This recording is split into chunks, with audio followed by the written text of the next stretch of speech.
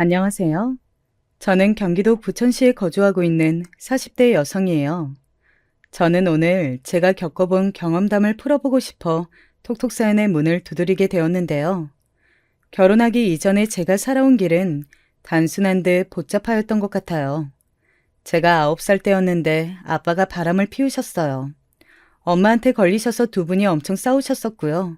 다시는 바람을 안 피우시겠다고 아빠가 그런 다짐을 하셨던 모습이 제 기억에 얼핏 남아있네요. 그리고 제가 11살 되던 해에 아빠는 돌아가셨죠. 어느 주말 저녁이었는데 난데없이 엄마가 혼비백산하셔서는 가방이랑 겉옷을 급하게 챙기셨어요. 희선아, 엄마는 지금 갑자기 연락이 와서 병원에 가봐야 하거든? 그러니까 혼자 밥 잘 챙겨 먹고 혹시 무슨 일 생기면 옆집 이모한테 가서 도움 청하고, 알았지? 알았어. 근데 엄마 어디가? 연락이 어디서 온 거야? 혹시 아빠 연락이야? 아까 전화 받을 때 엄마가 아빠 이름 부르는 것처럼 들렸는데? 그리고 제 물음에 답하지 못하시더니 이내 눈물을 훔치시며 집을 나서셨죠. 저는 이튿날에 알게 되었어요. 아빠가 바람난 여자하고 바닷가에 몰래 놀러 가셨다가 돌아오는 길에 교통사고가 나는 바람에 돌아가셨다는 사실을 말이에요. 엄마가 그 상간녀의 가족들과 나누시는 대화를 제가 엿듣는 바람에 전말을 다 알게 되었어요. 아빠는 돌아가셨으나 그 상간녀는 크게 부상을 입었어도 어쨌든 목숨을 부지하셨어요. 그런데 알고 보니까 그 상간녀가 유명인의 조카였던 거예요. 당시에 그 유명인은 예능 프로그램에도 나오고 있었고 책도 출간했었습니다. 그때는 서점이 주요 문화생활의 거점이었거든요. 그러니 유명인이라고 불러야 마땅했죠. 게다가 그 상간녀는 어느 부잣집 아들하고 결혼을 전제로 교제 중이었다네요. 그런 와중에 유부남하고 바람을 피웠던 겁니다. 상간녀의 가족들은 엄마에게 이런 추문을 외부에 발설하지 않는 대가의 비용으로 거액을 제시하였어요. 엄마는 어린 자식인 저를 생각해서 그 돈을 받으셨습니다. 왜냐하면 이틀 정도를 제 얼굴을 빤히 보시면서 제 머리를 가만히 쓰다듬거나 꼭 안아주셨거든요. 그래서 저는 눈치챘어요. 저는 어렸지만 나이에 비해 상황 판단이 빠른 아이였던 것 같아요. 엄마에게 이런 소리를 했으니까 말이죠. 엄마, 이거 아무한테도 말하지 마. 돈 생겼다고. 이제 돈 많다고 그런 얘기 절대로 아무한테도 하면 안 돼. 당연하지. 우리 딸, 엄마가 어디 가서 이런 얘기를 하겠어? 안 그래? 엄마 가족한테 할 수 있잖아. 나는 외가 친척들이 절대로 이걸 몰랐으면 좋겠어. 그러면 우리 돈 다 빼앗아 가려고 할 거니까. 희선아, 네가 어떻게 그런 생각을... 아니다. 그만큼 이 엄마가 너에게 신뢰를 주지 못했다는 뜻이겠지. 그래, 알았어. 엄마가 우리 딸이 하자는 대로 꼭 따를게. 당혹스러워하시던 엄마였지만 곧 수긍을 하셨죠. 외삼촌이 저희 집을 등쳐먹으셨다는 거 저는 진작 알고 있었어요. 그것 때문에 제가 학교에 입학했던 직후에 거짓골을 하고 다녔다는 건 역시도 말이죠. 그리고 외할아버지, 외할머니께서는 외삼촌 편이셨어요. 또한 언제나 큰이모한테는 아들만 둘 낳은 기특한 효녀, 시댁에서 사랑받을 며느리 이런 식으로 표현을 하셨는데 저희 엄마한테는 딸년 하나 덜렁 낳고 처량하게 산다라는 식으로 힐난하셨어요. 그러신 분들이니 저를 기특해 하실 일은 없었죠. 희선이 저것은 기집애가 눈 똑바로 뜨고 어린 것이 할 말 다 아는데 벌써부터 싹수 노랗구나. 커서 뭐가 될는지 벌써부터 걱정이야. 기집애가 저러면 안 되는데 부모가 교육 못 시키고 있는 탓이 큰 게지. 그렇고 말고. 상대가 자기를 좋아하는지 싫어하는지 어린 아이들도 그 진심을 다 알고 구분해요. 그래서 저는 외가 사람들이 저를 얼마나 못마땅해 하고 안 예뻐하는지 다 인지하고 있었습니다. 늘 그렇게 저희 집을 향해 툴툴대셨던 분들이니 저희 집이 가장 만만했는지 어느 날 외할아버지께서 질환으로 쓰러지셔서 갑자기 수술하게 되셨을 때 가장 먼저 저희 집에서 손을 벌리시더라고요. 엄마는 이런 말씀까지 하신 적이 있었어요. 나는 내 집안 식구들 때문인지 네 아빠가 바람 피우고 밖으로 놔두는 것에 그리 떳떳하게 따지질 못하겠다는 기분이 들 때도 있었어. 내가 오죽 식구들 때문에 마음고생을 많이 했으면 그런 기분까지 들었을까. 하지만 친가 쪽은 완전히 콩가루 집안이라서 뿔뿔이 흩어져 사는데 그나마 제사를 챙기는 신용이나마 하면서 헌신하는 사람은 엄마뿐이었거든요. 그렇기 때문에 저는 바람을 피우셨던 아빠에 대해서는 무조건 엄마의 잘못이 없다고 생각을 해왔습니다. 아빠가 돌아가신 것 너무 갑작스러웠고 그 내막마저 혼란스럽게 짝이 없었지만 어쨌든 저는 엄마가 앞으로 행복하게 덜 걱정하시면서 사시기를 바랐어요. 그런 마음으로 돈 생겼다는 얘기를 절대 아무한테도 하지 마시라고 당부했던 것이고요.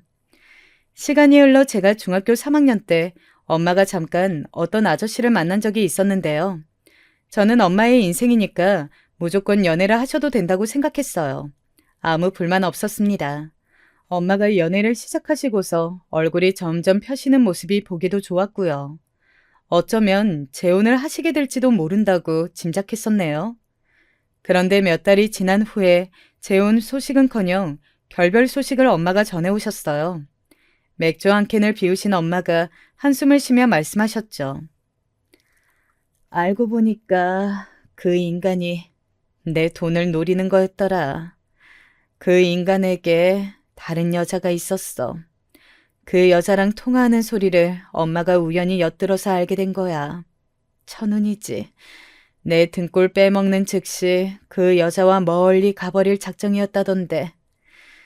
앞으로 엄마는 사람을 전혀 못 믿고 살 것 같아. 희선아, 너도 아무도 믿지 마라. 우리는 서로만 믿으면서 살자. 알겠지? 알았어, 엄마. 우리끼리 열심히 잘 살아보자. 나 요즘 들어서 고등학교 진학 앞두고 생각이 많아졌어. 공부에 기초를 더 열심히 쌓아둘 걸 후회되더라고. 대학 좋은 곳 가서 좋은 직장 들어가고 싶은데 내가 엄마를 호강시켜주고 싶은데. 지금부터 하면 돼. 엄마가 다 지원해줄게. 이 돈으로 안주할 생각은 추워도 없어. 이걸로는 너 대학 뒷바라지하고 나면 끝일 수도 있어. 엄마가 이 다음에 네가 취직 안 해도 될 정도로 정말 열심히 살아볼 거야. 우리 최선을 다해보자. 저는 고등학교 재학 내내 열심히 공부했고 엄마는 주식 공부를 하면서 동시에 작게 미신 대상으로 하는 기능성 옥사업을 시작하셨어요. 이게 쏠쏠하게 잘 되었고요.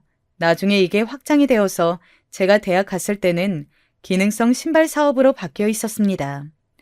그런데 생산 공장 측과 자꾸 마찰이 생겨서 엄마가 스트레스로 그만두셨네요.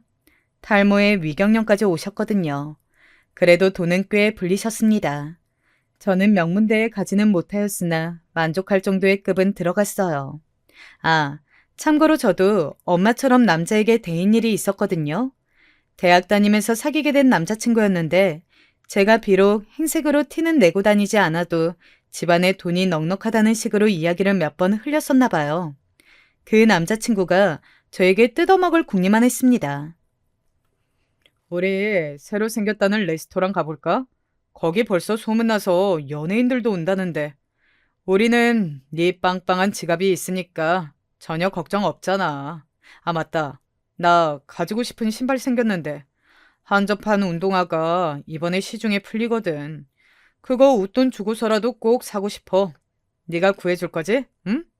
이런 거 다 돈이면 해결돼. 당연히 헤어졌고요. 앞으로는 절대 그 누구에게도 돈 이야기는 하지 않으리라고 다짐했죠. 엄마는 주식을 조금씩 하시다가 부동산으로 옮겨가셨어요. 집이 큰 건 의미 없으시다고 작은 월세에 사셨고 구입하신 집은 세를 주셨네요. 저는 대학 졸업을 하고 직장에 다니다 보니까 어느 순간 일상에 염증이 왔어요. 주변에 제 또래가 결혼하는 경우를 보면서 진지한 연애가 하고 싶어지기도 했고요. 엄마는 저에게 강조를 하셨습니다.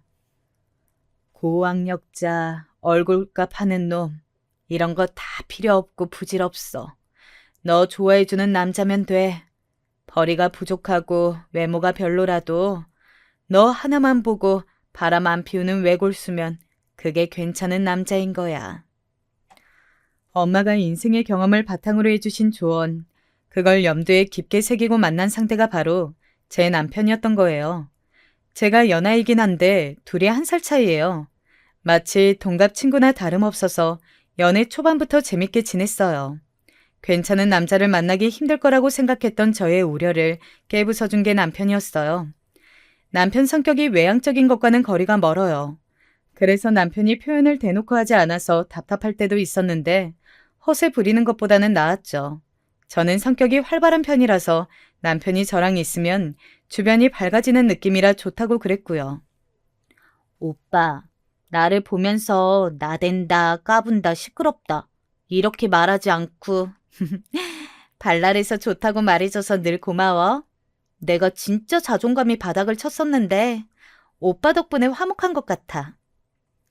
사랑하는 여자가 제잘거리는데 그걸 보고 안 좋게 생각이 들 수가 있어? 나는 그게 오히려 신기한데?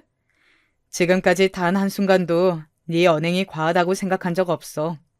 에너지 넘쳐서 항상 보기 좋다고 생각했을 뿐이야. 제가 남편이 너무 좋아서 먼저 결혼 의사를 드러냈고 얼마 후에 남편이 깜짝 프로포즈를 준비하면서 저희의 결혼이 급물살을 타게 되었어요. 남편과 결혼하면 반드시 부가적으로 딸려오는 것이 있었죠. 네, 바로 시댁이었습니다. 시부모님 두 분께서는 별거하셨다가 합치시는 경우라고 했어요. 그것도 한 번이 아니라 2번씩이나요.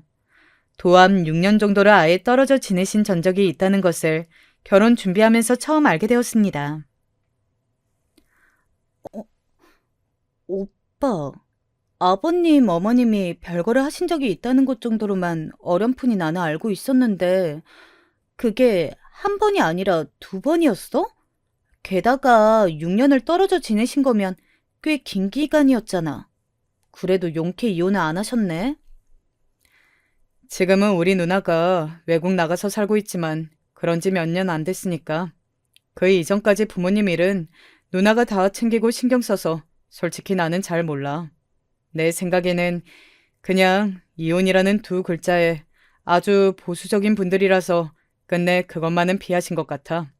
지금은 각방 쓰시면서 별 대화도 안 하시지만 아무튼 별 탈 없이 무난하게 잘 지내셔. 저는 그때 시부모님이 아주 신중하고 조심스러운 분들일 거라고 제멋대로 판단을 내렸던 듯 싶어요. 제가 같은 여자라서 그런가? 괜히 선입견이 있어서 시어머니께서 왠지 시아버지의 잘잘못을 감싸주셨을 것만 같았고 보살로 살아오셨을 것 같았고 그런 생각을 했었습니다. 하지만 지금 생각해보니까 그때 제가 남편하고 결혼하고 싶은 마음이 앞서서 판단력이 흐려졌었던 것이죠. 각방 쓰면서 별 대화도 안 나누는 부부를 향해 무난하다고 평하는 게 말이 되나요? 참나, 지금 생각하면 너무 어이가 없는 발언인데 그때는 정말 제가 콩깍지가 씌어서 심각하게 짚어보지도 않았던 게 스스로가 황당하네요. 아무튼 저나 남편이나 자취를 하였기 때문에 연애하는 동안 부득이하게 제가 시부모님과의 접점 하나 없이 지내왔다 보니까 그저 남편을 통해 뜨문뜨문 들은 대로 짐작을 할 따름이었죠.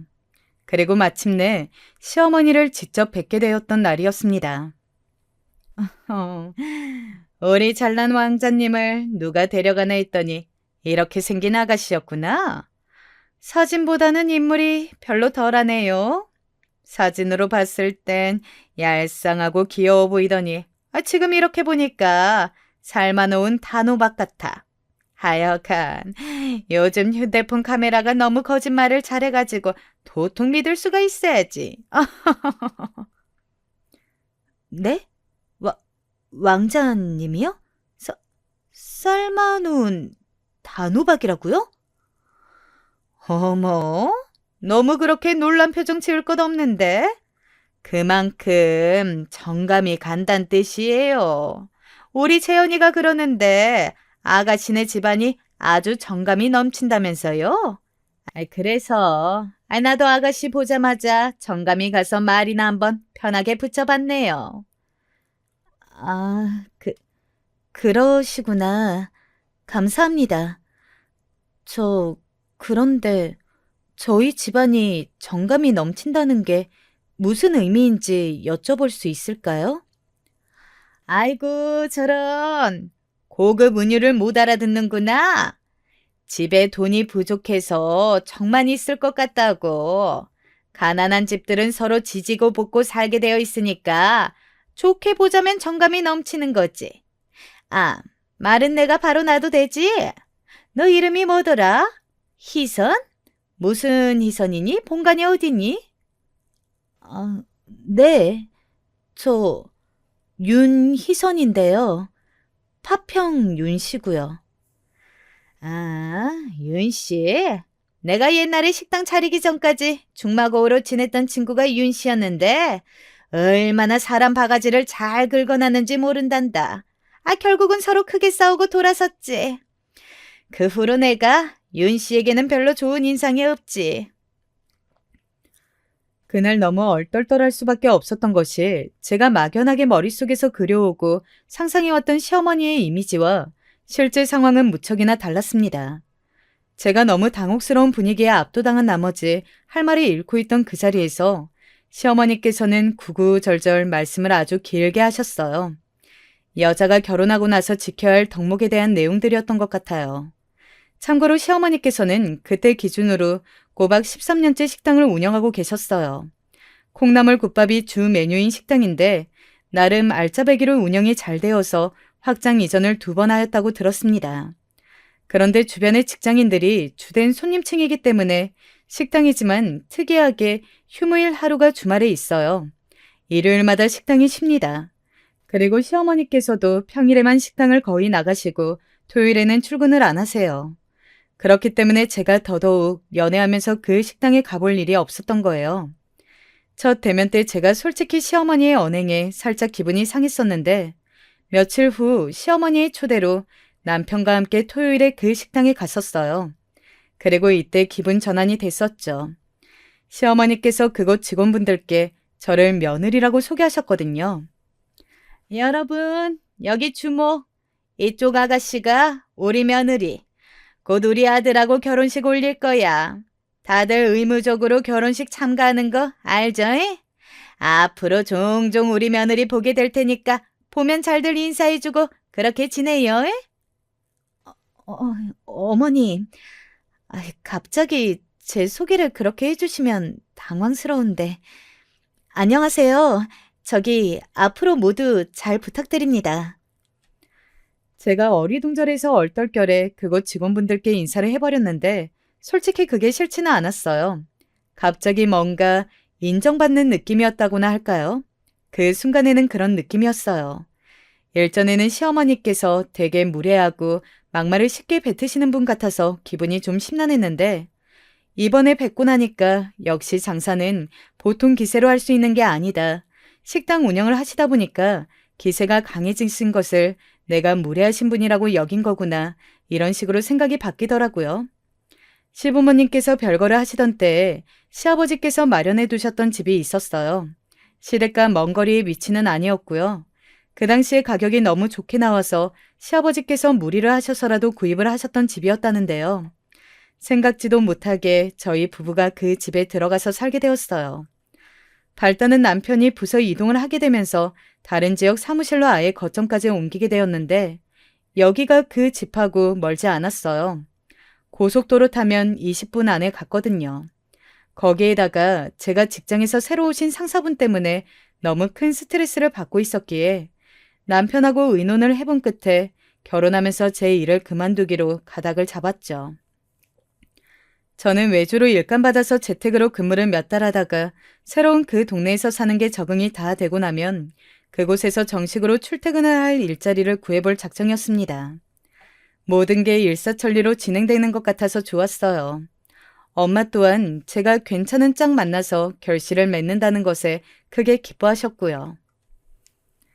우리 딸은 엄마보다도 훨씬 100배, 1000배로 더 결혼 생활 잘할 거야.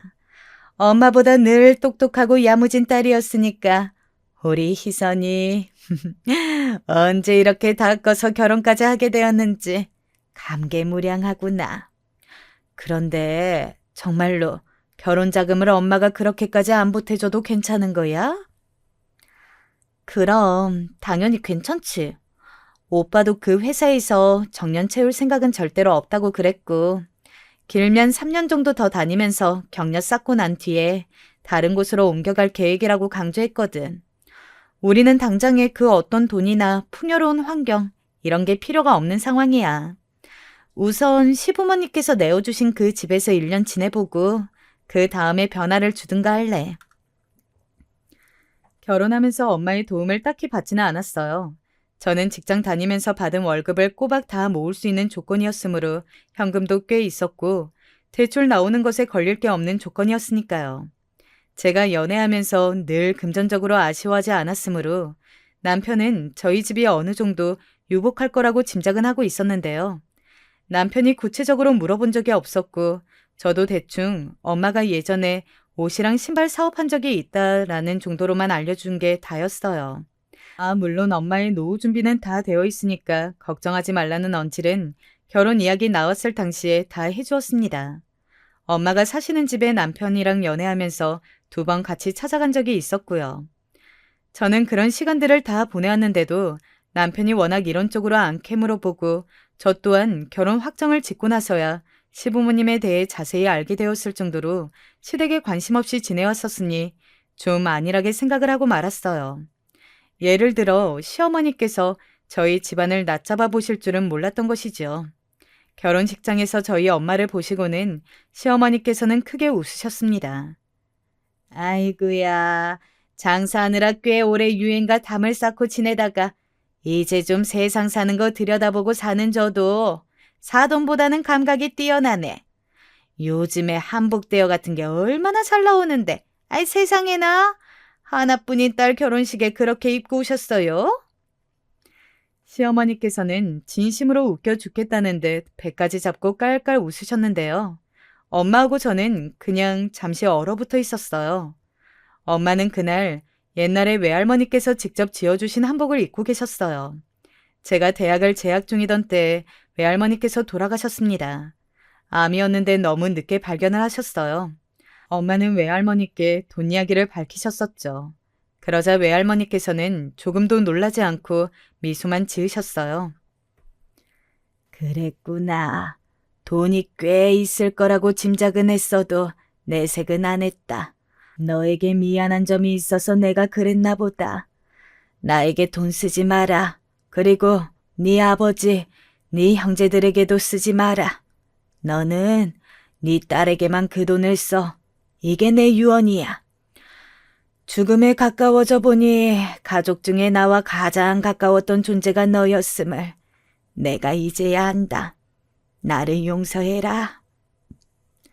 생각지도 못한 외할머니의 대답을 들으신 엄마는 오열하셨고 뒤에 서 있던 저도 숨죽여 울었었네요. 엄마의 표현에 따르자면 그 한복은 외할머니께서 엄마에게 손수 주셨던 유일한 선물이나 다름없다고 했습니다. 그러니 하나뿐인 딸의 결혼식에 꺼내 입으셨던 거예요. 비록 최신 디자인이나 색감의 한복은 아니었으나 고상하고 절제된 매력이 있었습니다. 그런 한복을 시어머니께서 한껏 비웃으시니 정말 어처구니가 없었죠. 안사돈께서는 겉으로 보이는 것만 보고 그 가치를 판단하며 평가하시나 봅니다. 저는 저희 딸이 앞으로 자기 시어머니 옆에서 많은 인생의 지혜를 배우는 며느리가 되기를 바라는 입장으로서 지금 안사돈의 언사에 무척 실망하고 말았다는 말씀을 도저히 안 드릴 수가 없군요. 어머 세상에나. 뭐 그렇게 무게를 잡고 말씀을 다 하세요? 저는 그저 사돈께 친근하게 다가가려는 마음에 유쾌하게 가고 싶어서, 그렇게 밝게 말씀을 드린 거예요. 뭐든지 지나치면 안 하니만 못한다는 말을 안사돈께서도 잘 알고 계시리라고 믿습니다. 듣는 이의 기분이 유쾌해야 비로소 그것이 유쾌하다고 표현할 수 있는 게 아닐까요? 그러면 지금 사돈께서는 제가 실언을 했다고 돌려가시는 건가요? 나 원참, 가벼운 농담 하나도 못 드리겠네요. 저는 방금 유쾌하게 말씀을 받아치고 싶어서 일부러 유쾌하다는 단어를 들먹이면서 말씀을 드린 것인데 실언한 건 저인 것 같습니다. 안사돈께서는 제 대답이 전혀 유쾌하지 않게 들리셨죠? 당연하죠. 그렇게 반응하시는데 누가 그걸 듣고 유쾌하게 받아들이겠어요? 네, 그러시겠죠. 그럼 이제 안사돈께서도 저의 기분이 왜 유쾌하지 않은지 오롯이 이해를 하셨으리라고 믿겠습니다. 엄마의 나긋나긋하지만 분명한 말투에 시어머니께서는 제대로 한 방 먹으셨어요. 순간 한 걸음 뒤로 주춤 물러나시더라고요. 제가 조용하지만 강한 엄마와 꿀먹은 벙어리가 되신 시어머니를 번갈아 쳐다보고 있을 때였어요. 마지막을 장식하는 것도 엄마의 순서였죠. 모쪼록 앞으로 저희 딸 잘 부탁드리겠고 오늘 일정도 잘 마무리 지었으면 좋겠습니다. 이왕이면 유쾌하게요. 그러나 시어머니께서는 점차 얼굴이 붉게 달아오르기 시작하셨어요. 왠지 부끄러움을 느끼신 듯한 모습이었습니다. 더 이상 아무 말씀도 안 하시더라고요. 저는 엄마의 정중함이 정말 멋있다는 생각이 들었어요.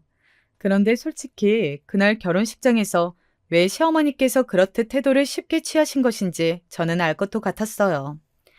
왜냐하면 별로 부르고 싶지 않았던 제 외갓집 사람들이 격식이라는 것을 모르는지 거의 다 옷을 너무 편하게 입고 왔고 예식 내내 너무나도 산만하게 굴었거든요.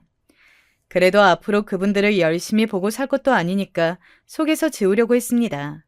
하지만 신혼여행 다녀와서 며칠 지나지 않았을 때 시어머니로부터 그걸 가지고 꼬투리를 잡혔어요.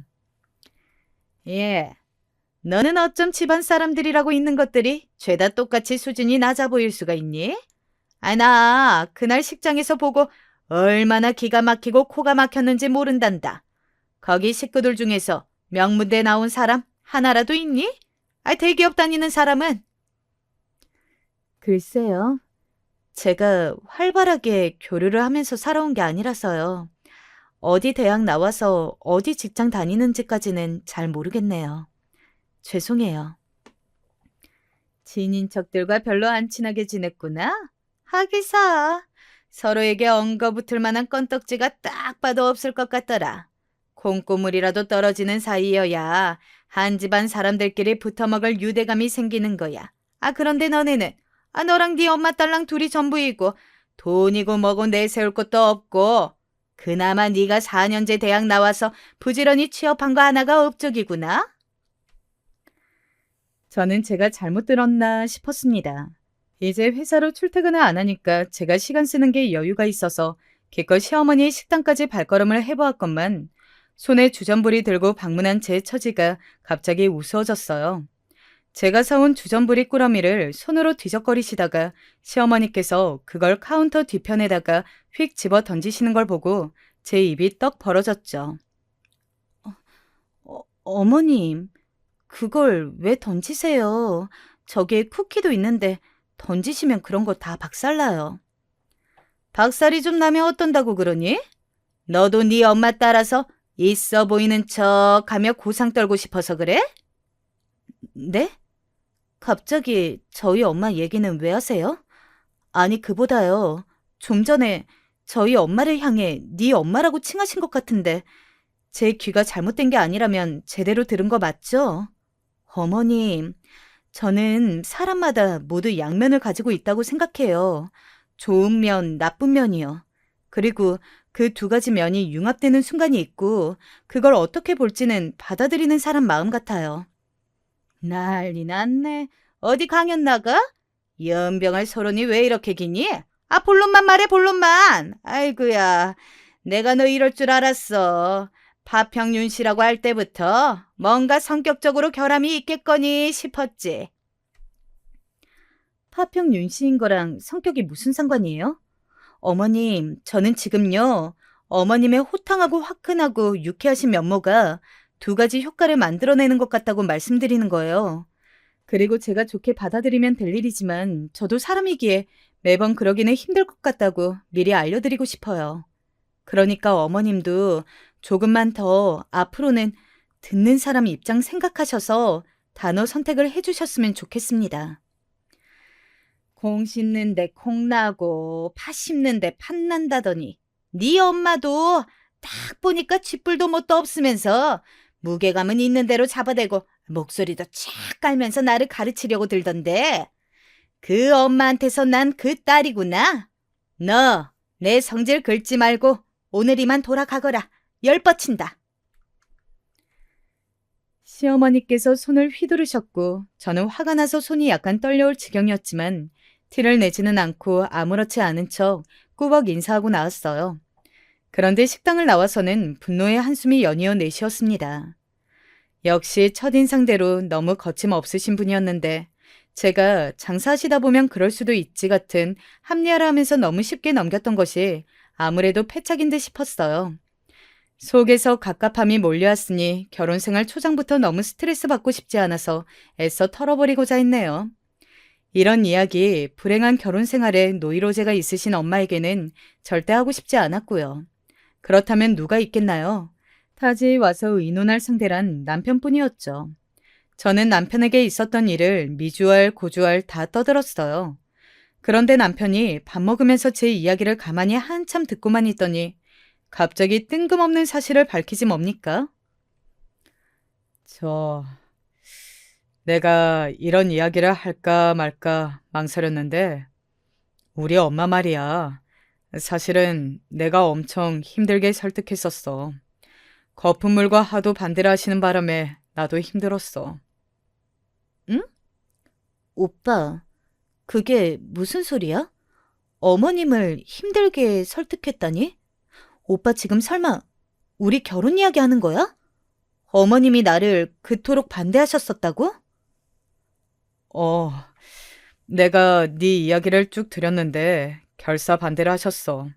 아예 잘 사는 집안에 잘난 여자를 데려오든가 아니면 아예 종처럼 순응하며 고분고분하게 며느리 노릇하고 식당 일 도와줄 여자를 데려오든가 양자택일을 하라면서 난리를 치셨지.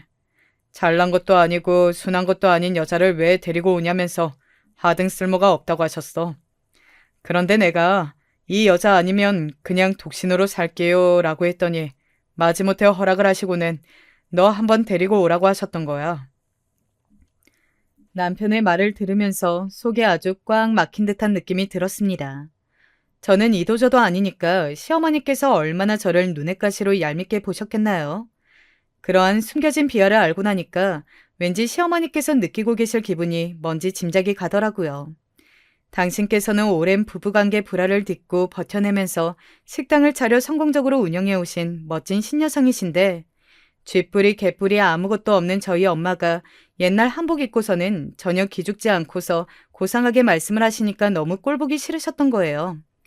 게다가 저희 외갓집 식구들이 결혼식장에서 행색이며 태도이며 너무 별로였으니 점수는 계속 깎일 수밖에 없었겠죠. 진짜 어이가 없고 답답하네. 근데 오빠는 이런 이야기를 아예 알려주지 말든가 처음부터 알려주든가 했어야지. 내가 미리 알려준다고 해서 뭐가 달라져? 그런 건 아니잖아. 난 그냥 엄마가 괴팍하게 구셔도 네가 너무 도발적으로 반응하지 않았으면 해서 그런 마음에 지금 알려주게 된 거야. 엄마가 지금은 그러셔도 시간이 좀 지나면 달라지실 거고 너에게도 마음을 여실 테니까 조금만 기다려봐. 상대가 자기를 너무 마음에 안 들어했다는 전말을 듣고도 아무렇지 않을 수 있는 사람이 몇이나 되겠어요? 일단 저는 아니었어요. 그 이후로 계속 신경이 쓰여서 미치겠더라고요.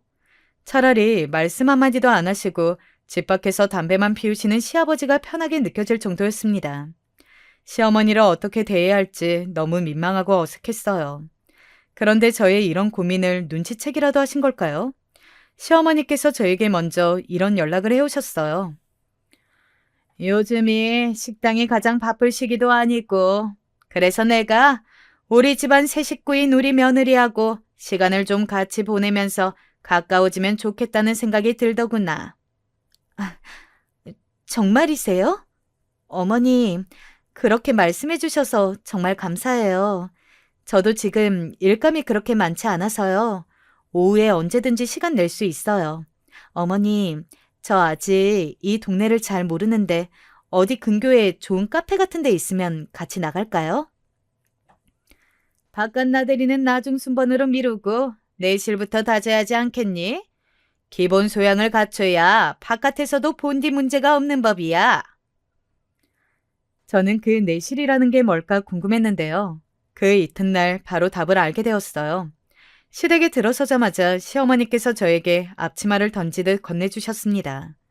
그리고는 손가락을 까딱까딱 하시면서 저를 부엌으로 인도하셨죠. 오늘부터 수업 시작이다. 네가 덜 떨어진 생활만 해서 아는 것도 없을 테니 기초부터 내가 가르쳐주마. 재료 다듬는 거랑 찌개 육수 내는 법부터 하면 돼. 네? 아, 그럼 오늘부터 요리를 배우는 건가요? 저도 요리 나름 꽤 하는데요. 그리고 저 덜 떨어진 생활을 한 적 없어요. 그렇게 말을 하자마자 머리에 수저가 날아들었어요. 빡 하고 단단한 수저가 제 머리에 꽂혔는데 순간적으로 시야가 일렁거리더라고요. 난데없이 수저를 맞게 되다니 아픈 것보다 너무 어이가 없어서 시어머니를 멍하게 쳐다봤습니다. 뭘 맹하게 쳐다보고만 있어. 얼른 냉장고 열어서 재료 뭐 있나 그것부터 뒤적거려야지. 이래놓고서는 무슨 덜 떨어진 생활을 안 해봤다고 나불거리는지. 너는 네 엄마한테서 주둥이 터는 법만 배웠나 보구나. 어머님, 자꾸 저희 엄마를 그렇게 칭하지 마세요.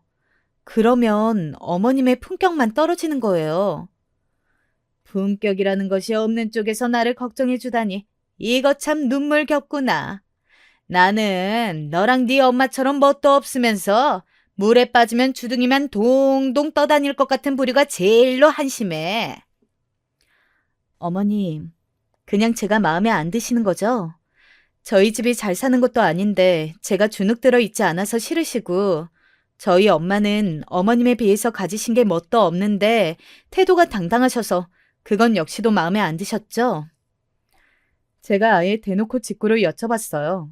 그랬더니 시어머니께서 전고개를 딱 찔렸다는 듯이 헛기침을 뱉으시더니 엄포를 놓으셨어요. 네가 얼마나 잘하는지에 따라서 내가 네 엄마를 사돈이라 칭할지 계속 네 엄마라고 칭할지 달려있는 거야. 네가 앞으로 잘해야 돼. 알았니? 글쎄요, 어머님. 얼마나 잘하리라는 기준이 어머님 마음이시니까 제가 그걸 맞출 수 있을지 없을지는 모르겠습니다. 저는 짜증이 난 나머지 톡 쏘듯 대답을 해버렸는데 시어머니께서는 어이가 없으시다는 듯 혀를 끌끌 차시는 모양이었어요. 그걸 쳐다보고 있기도 싫어서 저는 도중에 고개를 획 돌려버렸고요. 그리고 며칠 뒤 토요일 아침부터 시어머니께서 저를 식당으로 호출하셨어요. 직원 한 분이 팔을 갑자기 다쳐서 결근하셨는데 저보고 나와서 일손 좀 보태라는 것이었죠. 아, 네. 제가 오늘 별일이 없어서 금방 출발할 수 있을 것 같아요. 아직 오빠는 자고 있는데 깨워서 준비 마치는 대로 같이 갈게요. 왕자님은 더 꿈나랑 헤엄치게 냅둬. 일은 너만 오면 되는데 왜 그렇게 생각이 짧으니? 한 주 내내 회사 다니느라 개고생한 자기 남편이 너는 불쌍하지도 않나 보다. 집에서 판판히 놀다가 컴퓨터만 몇 번 만지면 그걸로 일 끝나는 네가 하긴 뭘 알겠니. 그러니까 식당 나와서 제대로 일 좀 체험해봐.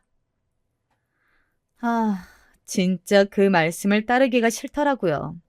사람 말이 아다르고 어다르다고 하는데 그런 식으로 말씀을 하시니까 있던 의욕마저 사라지는 기분이었어요. 그거 꾹 참고서 제가 식당으로 가봤습니다. 그런데 설거지거리가 너무 많더라고요.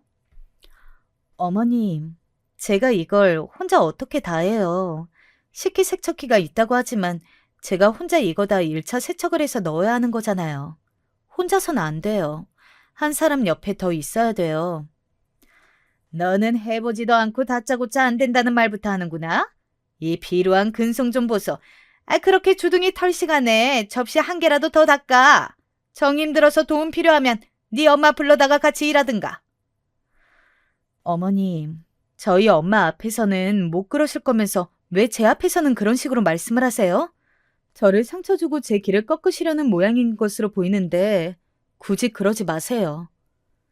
사장인 나를 훈계하고 가르치는 일꾼은 이 식당에서 내가 처음 봤다. 쥐뿔도 없는데 뭐 저렇게 아가리는 현란해? 너 집에서 컴퓨터 그건 왜 만지고 있니? 돗자리 하나 가지고 밖에 나가서 잡동산이라도 깔아놓고 팔면 장사 잘하겠구만. 모전 여전이니까 네 엄마도 뭐 탁월할 테지. 야, 네 엄마 그냥 얼른 오라고 해라. 가난한 집구석에서 판판히 놀고 있으면 뭐라니? 가난하게 사는 날짜만 길어지는 거지.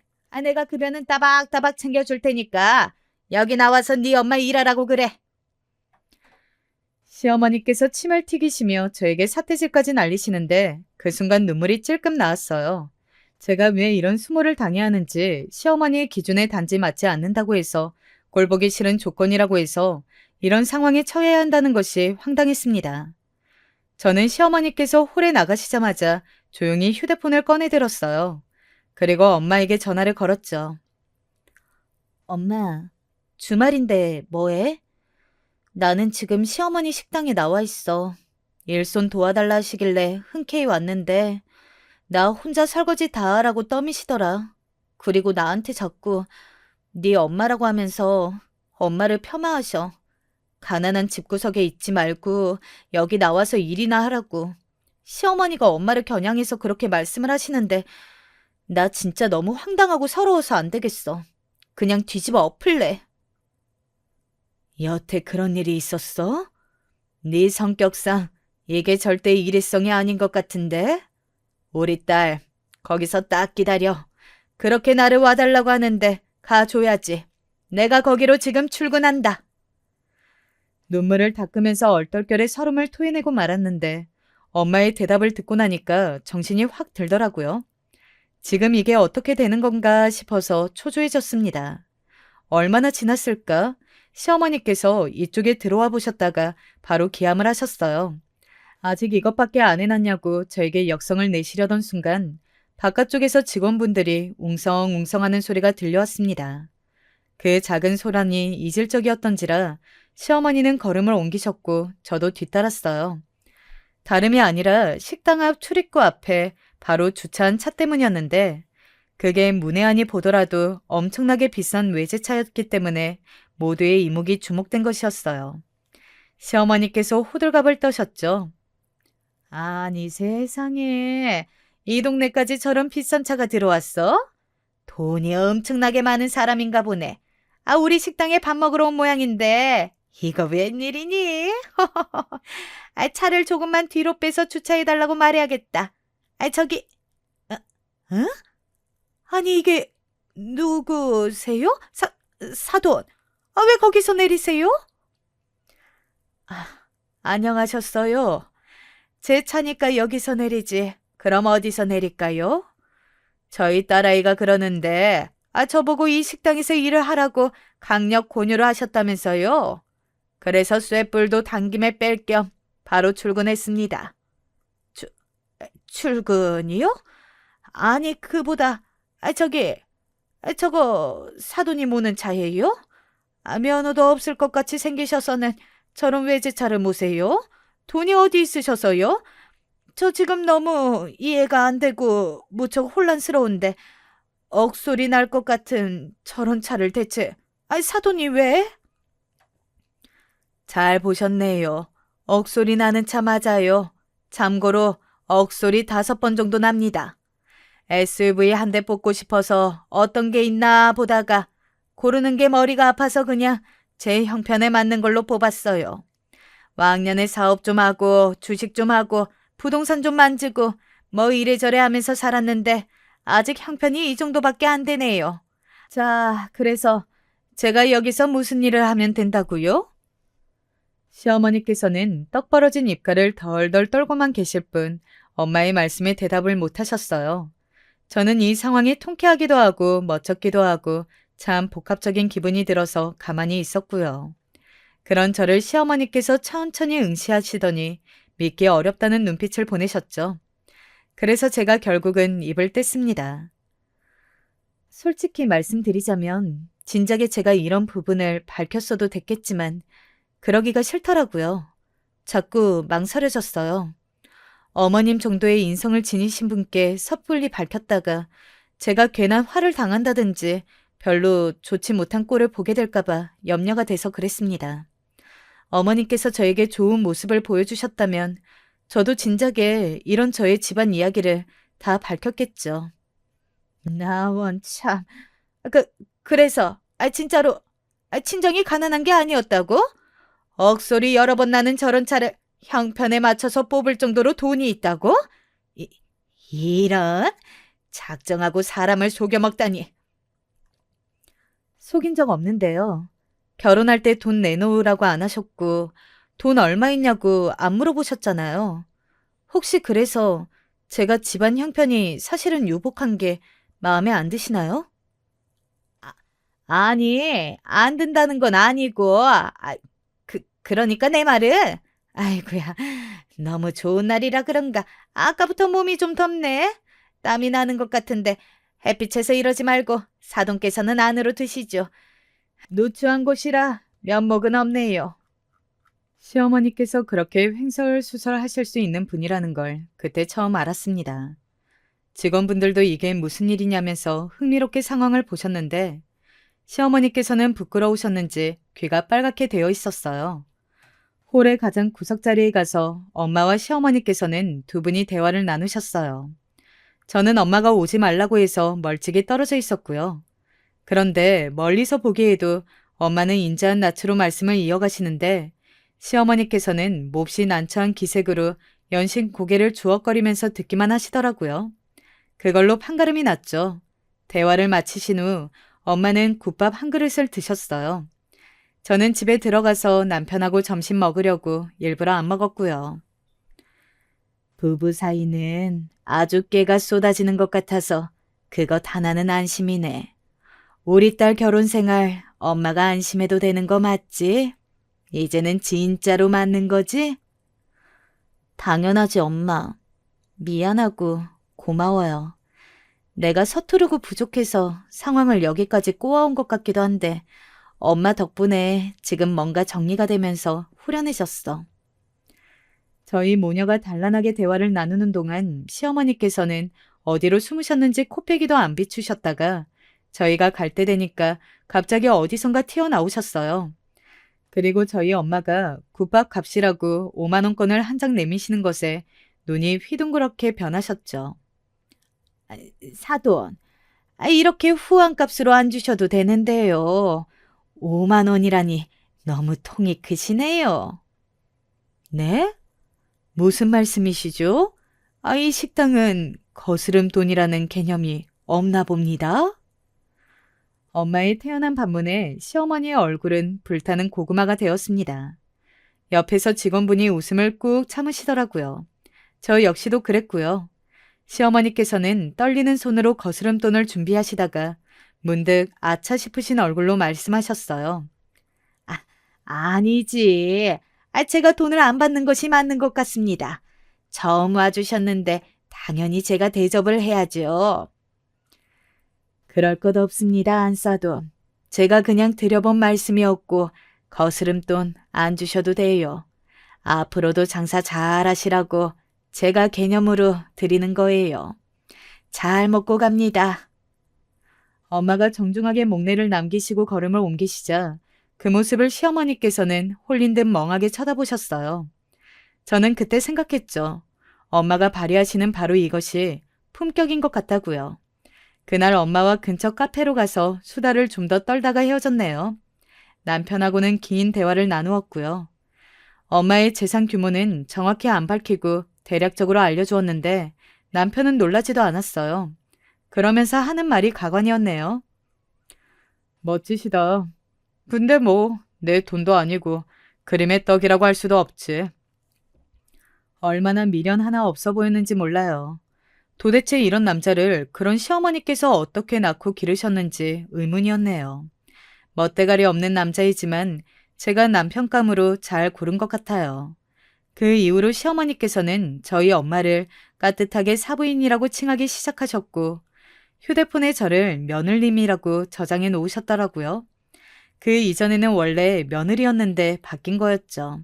그걸 발견하고도 저는 그냥 모른 척했어요. 그게 편한 것 같아서요. 지금 현재 시어머니와 고부관계가 솔직히 엄청 편하지는 않아요. 그런데 그렇게 되기란 어차피 쉽지 않은 것 같아서 이 정도에 충분히 만족하면서 지내는 중이랍니다.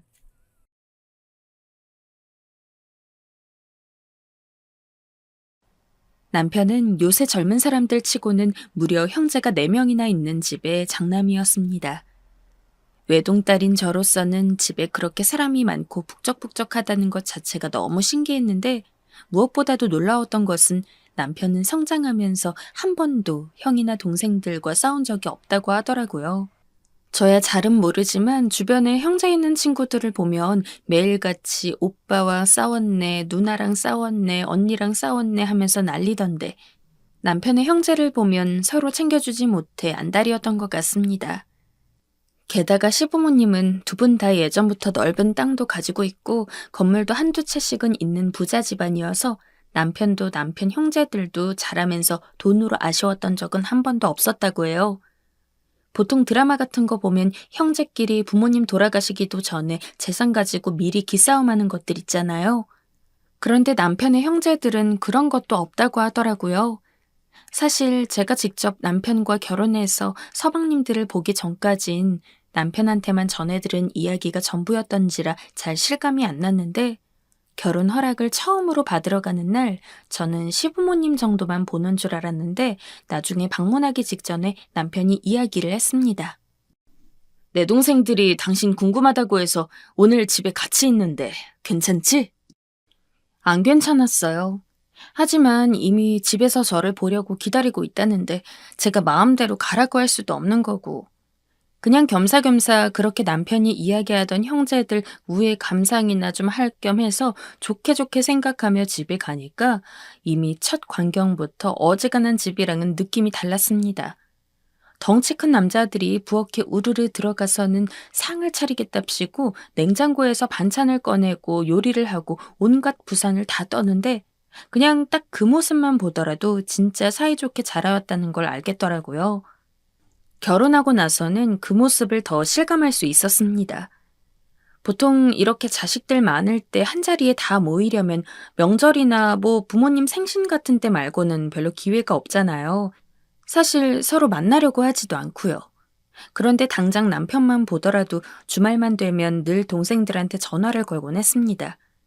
그러면서 형제들끼리만 만나서 근처 단골 술집에서 술 한잔 하기도 하고 아니면 시댁에 가서 가족끼리 다 같이 저녁을 먹기도 했죠. 당신 원래 이렇게 서방님들이랑 자주 만나?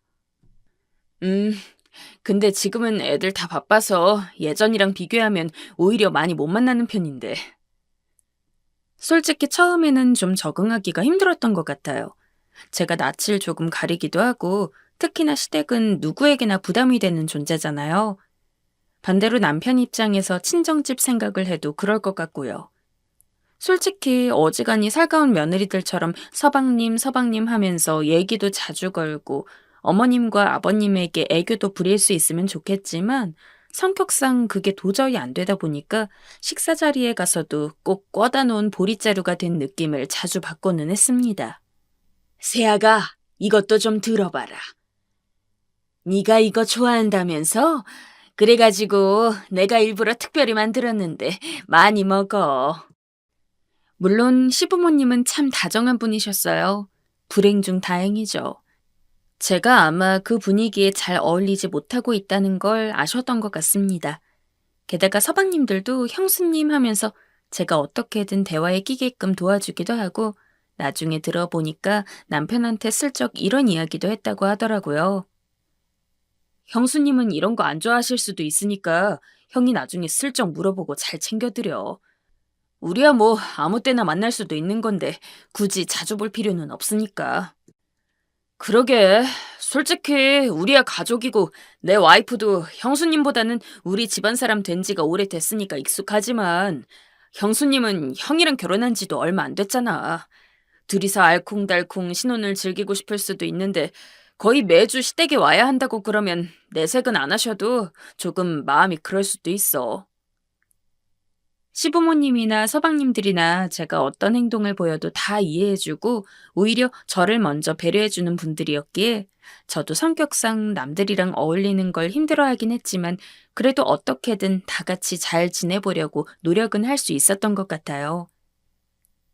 그래도 사람이 노력하면 뭐라도 된다고 어느 정도 시간이 지나니까 저도 그래도 동서들이랑 반쯤은 친구처럼 이야기도 하고 지내게 되고 시부모님한테는 예전보다는 조금 애교스러운 말도 할 수 있게 되고 서방님들도 과거보다 훨씬 더 편해져서 이제는 가끔 심심하면 남편한테 먼저 우리 시댁에 가서 저녁이나 먹을까? 하고 제의를 하게 되더라고요.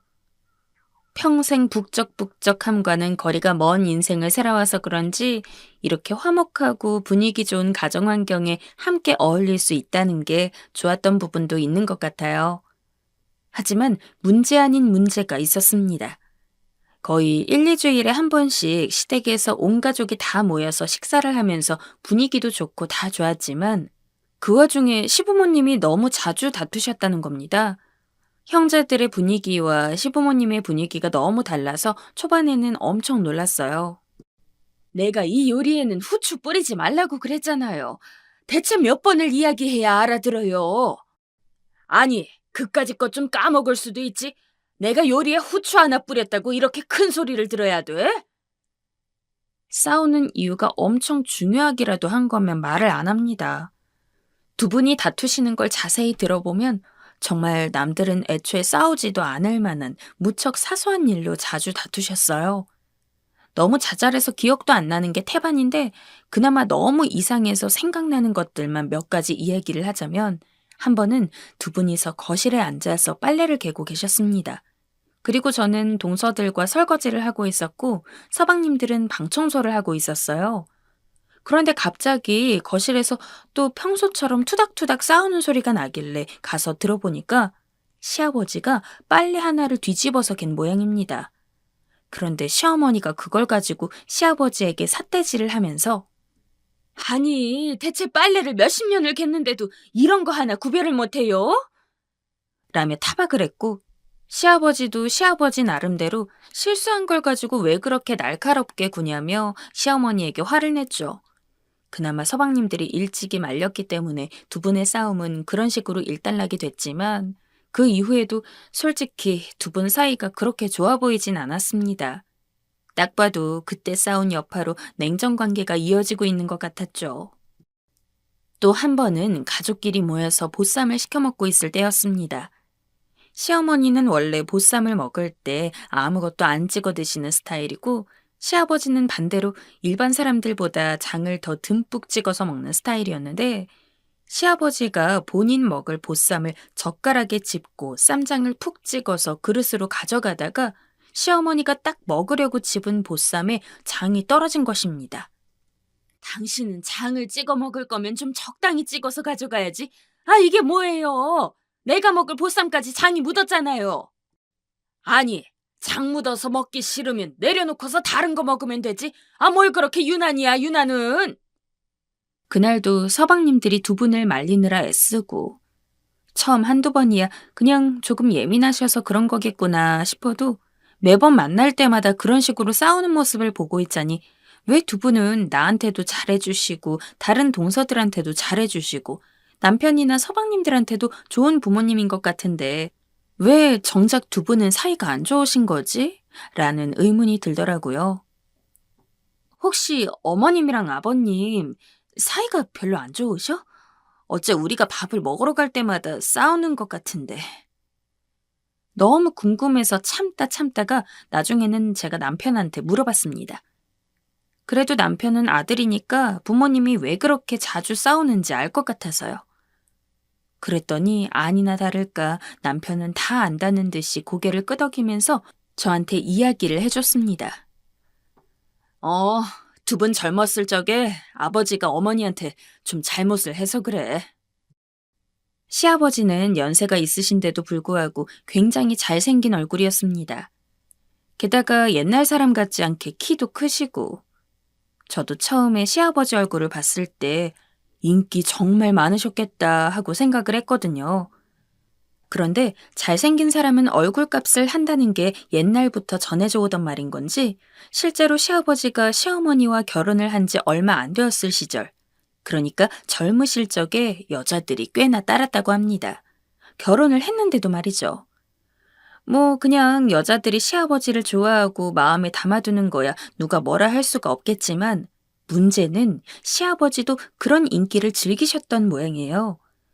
여자들이 시아버지를 부르면 시어머니한테 말을 안 하고 나가서 놀다가 들어온다던가. 심지어는 몇몇 여자들한테는 본인이 결혼했다는 사실을 숨겼다고 하더라고요. 이걸 다행이라고 해야 할지 아니라고 해야 할지는 모르겠지만 일단 두 집 살림 같은 건 안 하셨다는 게 확실한데 그렇다고 해서 바람을 피지 않은 거라고 하기에는 참 애매모호하고 그런데 시어머니는 이 사실이 드러나기 전까지 정말 시아버지가 그런 행동을 하고 있을 거라고는 상상도 못 하셨다고 합니다. 워낙 시아버지를 철석같이 믿으셨다고 해요. 그런데 시어머니가 알게 된 계기가 참 시아버지가 시어머니와 예전부터 친한 친구와 바람을 피는 듯 아닌 듯 아슬아슬한 외줄타기를 즐기다가 마침 그 친구네 집에 놀러 갔던 시어머니가 그 장면을 딱 목격하면서 알게 된 것이었죠. 친한 친구와 다른 마음을 품은 남편이라니 얼마나 시어머니 입장에서는 충격적인 모습이었겠습니까? 다른 사람도 아니고. 아버님이 너무하셨네. 꼭 무슨 스킨십을 하고 그래야만 바람은 아니지. 아무튼 그래서 그 사건 때문에 두 분이 사이가 안 좋아지신 거야? 그렇지 뭐. 그 일 뒤로 아버지가 특별히 어머니한테 사과를 제대로 한 것도 아니고. 옛날 분들이라 이혼까지 할 생각은 못 하셨을 거야. 게다가 자식들도 넷이나 있는데 그냥 애들 보고서 어찌어찌 살다가 지금까지 온 건데 어머니 입장에서 그때 느꼈던 충격이 가실 리가 있겠어? 옛날 분들이라 그런지 그렇게 좋지 않은 사이로 지내면서도 이혼 이야기를 안 꺼내셨다길래 그냥 그런가 보다 하고서 있었습니다. 많이 늦기는 했지만 내심 지금이라도 두 분이 사이가 잘 풀리기를 바라면서요. 그 뒤로 별일만 없었다면 저는 분명 그 이야기를 언젠가는 잊었을 겁니다. 하지만 이 일이 터졌죠. 어쩐 일인지 딱 남편과 그 이야기를 나누고 하루가 지나서 시어머니가 온 가족들을 소집했습니다. 보통 서방님들이나 저희 남편이 먼저 시댁에 가자고 이야기를 꺼내서 다 같이 모였지 한 번도 시어머니가 먼저 저희를 부른 일은 없었기에 저나 남편이나 무슨 일인가 싶었죠. 그리고 저희는 주말에 시댁을 가자마자 거실에 둘러앉아서 시어머니에게 충격적인 이야기를 듣게 됩니다. 우리 이제 각자 갈 길 가기로 했다. 생각지도 못한 황혼이혼 선언이었죠. 아니, 불과 얼마 전에 남편과 이야기를 해서 옛날 분들이라 이혼까진 생각 안 하신 것 같다느니 어쩐다느니 이런 이야기를 나눴는데 갑자기 이혼이라니. 욕심이라면 욕심일 수 있겠지만 저는 두 분이 이혼하는 게 너무 싫었습니다. 시아버지도 시어머니도 각자 저랑 동서들한테 참 잘해주시는 좋은 분들이었고 지금 이렇게 온 가족이 모이는 게 행복하고 즐거운 이유도 시어머니든 시아버지든 한 분도 빠짐없이 다 같이 있기 때문인데 만약 두 분이 이혼을 해서 따로 살게 되면 아무리 모인다고 하더라도 이전만큼 하하호호 웃으면서 즐길 수도 없을 것 같고 물론 두 분 젊었을 적의 문제에 대해선 시아버지가 100번 잘못했다고 저는 생각합니다. 하지만 제가 보기에도 시어머니도 시아버지가 바람핀 것 자체가 속상하고 서러웠을 수도 있겠지만 그것보다도 시아버지가 제대로 된 사과조차 안 했다는 게 더욱더 마음의 응어리로 남았다고 생각을 하거든요. 시간이 많이 지나긴 했어도 지금이나마 시아버지가 정말로 진심 어린 사과를 시어머니에게 한다면 잘 풀릴 수 있을 것 같은데. 남은 재산은 너네한테 미리 증여해서 줄 거고 몇 달 안에 너희 아버지가 여기서 나가기로 했으니 그런 줄 알아라. 저야 며느리니까 직접적인 가족이 아니지만 그런데도 불구하고 너무나 충격적이었는데 남편이나 서방님들 얼굴을 슬쩍 보니까 진짜 뒤통수 맞았다는 느낌이 역력하더라고요. 그 누구도 두 분이 이혼을 할 거라고는 예상치도 못한 느낌이었습니다. 그날 그런 폭탄 발언을 듣고 애매하게 자리가 파해서 집에 가는데 운전을 하는 내내 남편도 영 심란한 얼굴로 한숨만 쉬고 집에 도착해서도 계속 시어머니와 시아버지가 신경이 쓰이는 느낌이더라고요. 어머니가 이제 참다 터지셨나 보네. 마지막으로 나까지 결혼했으니 헤어져도 될 것 같다고 생각하셨나 보다. 그러고는 애써 웃는 얼굴로 그렇게 이야기를 하는데 남편이 안쓰러운 것도 안쓰러운 거지만 저도 시부모님이 다시 예전처럼 사이가 좋아지길 바랐기 때문에 혼자서 이 사태를 어떻게 해결해야 할지 많은 고민을 했던 것 같아요. 그러다가 문득 동서들 생각은 어떨까 싶어서 평소 유독 친하게 지냈던 셋째 동서에게 전화를 걸었죠.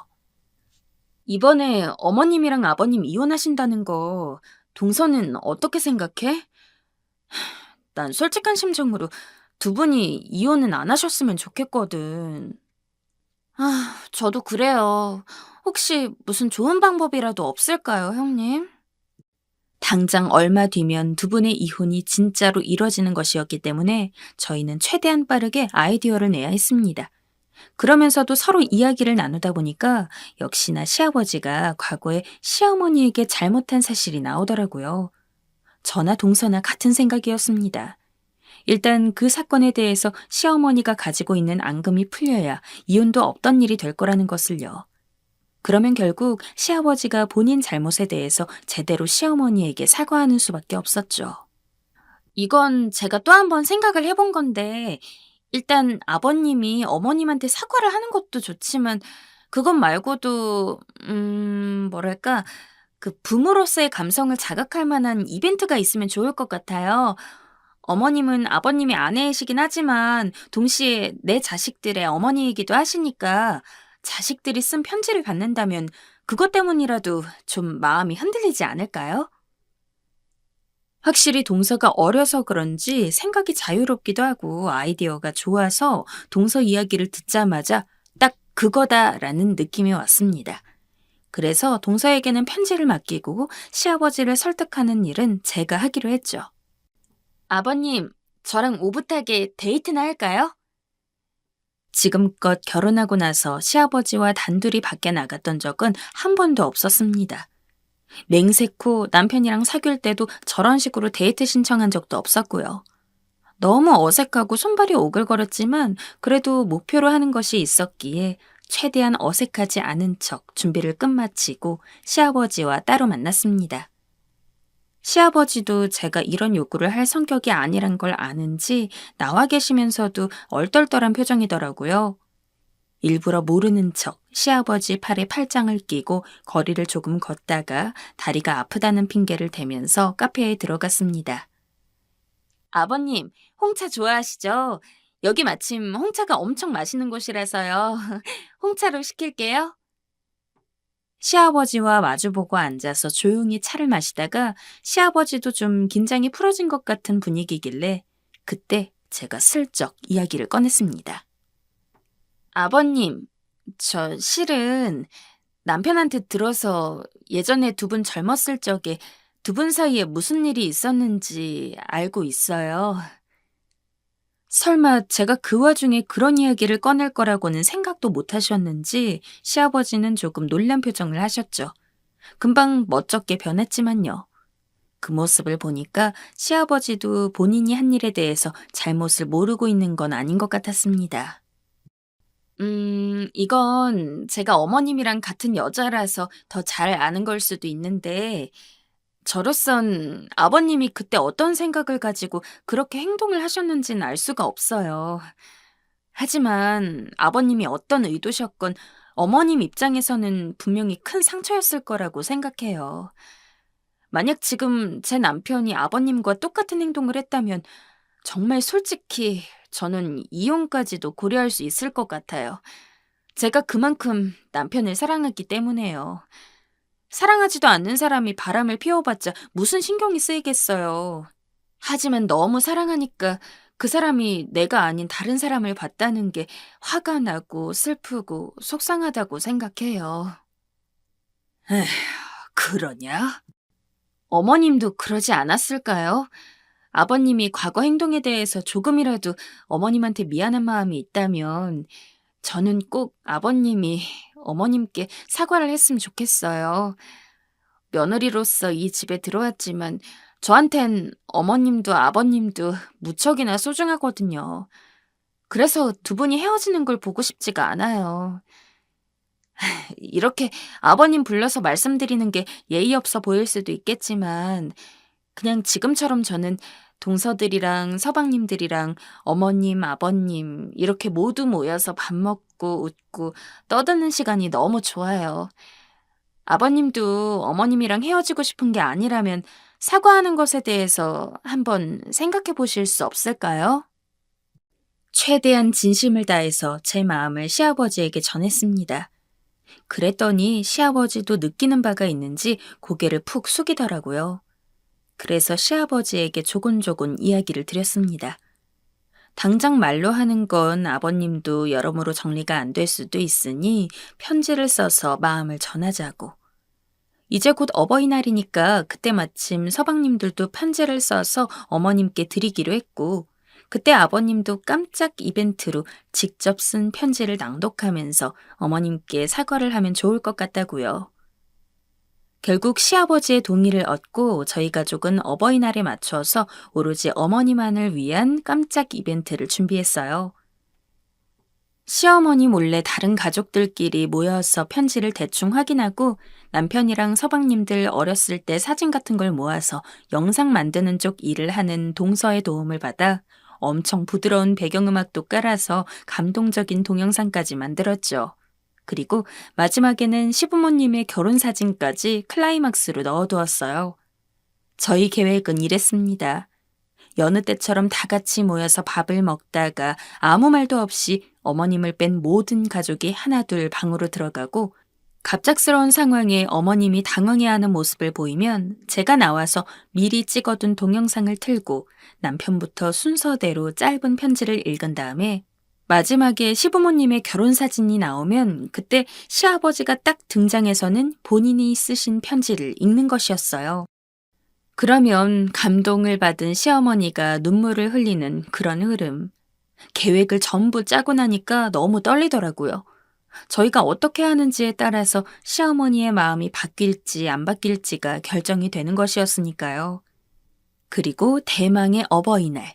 시아버지와 이혼을 결심한 뒤로 굳이 가족들끼리 모이고 싶지 않은지 계속해서 거절하는 시어머니를 힘겹게 설득을 해서 온 가족이 이전처럼 다 같이 모여서 식사를 했습니다.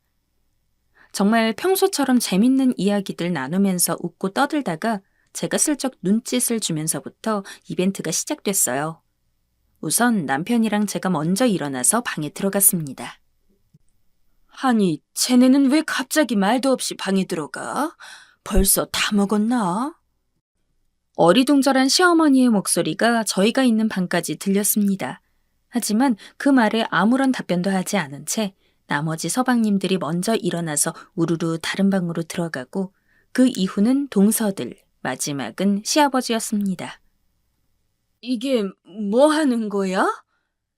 모두가 들어간 뒤 자리에서 일어날 생각도 못한 채 얼떨떨한 어투로 말하는 시어머니 목소리가 들리자 저는 밖으로 나가서는 핸드폰과 거실 TV 화면을 연결해서 미리 찍어둔 동영상을 틀었습니다. 여전히 상황 파악이 안 되는 시어머니는 TV 화면만을 뚫어지게 보다가 제 남편이 먼저 나와서는 편지를 읽자 무언가 자신을 위한 이벤트인 걸 눈치챈 모양이었어요. 조금씩 눈물을 글썽이셨죠. 아휴, 얘네는 무슨 이런 걸 준비해. 서방님들이 쓴 편지까지 전부 가벼운 낭독이 끝났을 무렵 드디어 동영상에는 시부모님의 결혼 사진이 올라왔습니다. 시아버지가 들어가 있는 방 근처에 서 있던 셋째 서방님이 이제 나와야 된다는 신호로 방문을 똑똑 두들기자 시아버지가 엄청 긴장한 기색으로 편지를 손에 쥔 채 거실로 나왔어요. 사랑하는 여보, 과거 내 잘못에 대해 한 번도 당신에게 용서를 빌지 않았다는 것이 너무도 미안하오. 잘한 것 하나 없는 내가 뭐 그리 잘났다고 그렇게 뻣뻣하게 굴었는지. 당신이 이렇게 나랑 헤어지겠다고 하고 나서야 당신이 얼마나 많은 상처를 받았는지, 내가 얼마나 많이 잘못했는지를 깨달을 수가 있었다오. 내가 정말 염치가 없는 놈이지만 부디 한 번만 나를 용서해 줄 수는 없겠소? 더듬더듬 떨리는 목소리로 그렇지만 진정성 가득하게 시아버지가 한자 한자 편지를 읽는데 한순간에 온 집안이 시어머니 눈물소리로 울음바다가 됐습니다. 서방님들도 어쩐지 애틋한 얼굴로 두 분을 지켜보았고 시어머니는 자식들 편지까지는 어떻게 꾸역꾸역 참으시는 것 같았는데 시아버지의 진심 어린 편지는 견딜 수가 없었는지 엉엉 우셨죠. 그래요, 여보. 우리 다시 한번 잘 해봐요. 시어머니도 다행히 시아버지의 마음을 알겠는지 용서를 해주셨고 그날 두 분은 처음으로 저희들 보는 앞에서 뽀뽀까지 쭉 했습니다.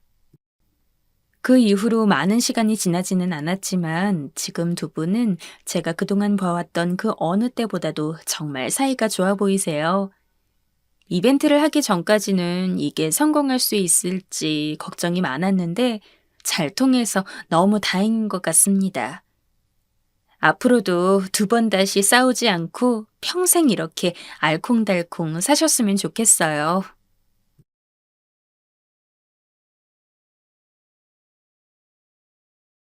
하나뿐인 딸이라 참으로 애지중지 키워왔습니다. 공부하고 싶다는 거 안 시켜준 적 없고 그림이든 음식이든 돈 생각 안 하고 해줄 수 있는 건 다 해줬어요. 다행히도 저희 친정 식구들이 못 사는 편은 아니라 저 역시 딸한테 이것저것 가리지 않고 좋은 거라곤 다 가져다 줄 수 있었습니다. 딸이 어릴 적 무척 아프게 태어나서 저는 의사한테 딸이 일찍 죽을 수도 있다는 이야기를 들으면서 살아왔어요.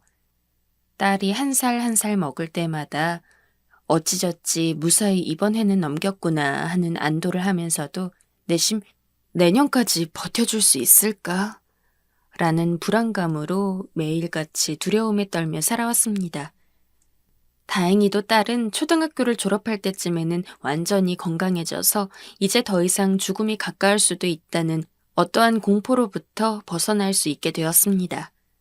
안 그래도 외동이라서 소중한데 건강상의 문제로 일찍이 헤어질 수도 있었던 딸이 이렇게 굳건히 버텨서 살아줬는데 엄마로서 어떻게 딸이 원하는 걸 안 들어줄 수가 있겠습니까? 하지만 오냐오냐 키워도 너무 오냐오냐 키웠나 봅니다. 해달라는 거 한 번도 거절한 적 없고 누굴 만나도 신경 쓰질 않아서 그런지 나중에 딸이 대학을 졸업하고 취직을 해서 결혼하고 싶은 사람이 있다고 남자 하나를 데려왔는데 어쩜 그렇게 제 성에 차질 않는 녀석을 데려왔는지. 치과의사라는 점은 괜찮았습니다.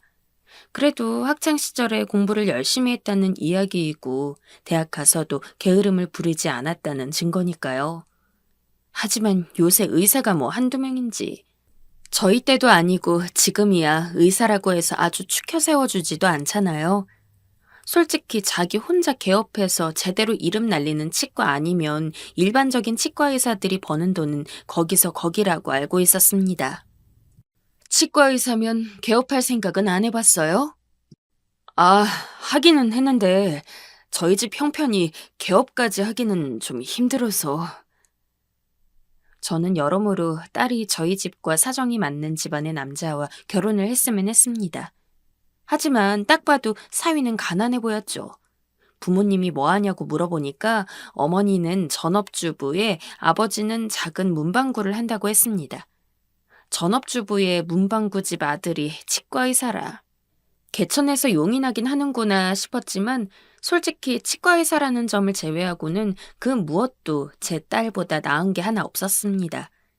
나이도 딸보다 3살 정도가 많았고 그렇다고 잘생기거나 풍채가 좋은 것도 아니고 성격이야 지금 이렇게 한두 번 얼굴 보는 걸로 알 수 있는 부분이 아니고.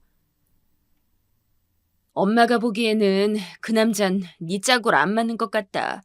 봐줄 만한 점이 하나 없으니 원. 그래서 반대했습니다. 엄마로서의 욕심인 건 알지만 그래도 제가 그동안 힘들게 키워온 게 있는데 아무 논팽이에게나 주고 싶지 않았어요.